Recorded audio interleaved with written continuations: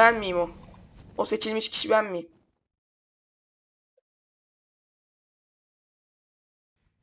Heh, Lord of the Rings'te işte o ama.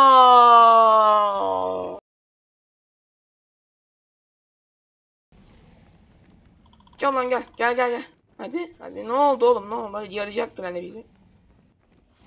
Allah belanı tükürsün. Kendinize iyi bakın. Görüşmek üzere. Hoşçakalın arkadaşlar.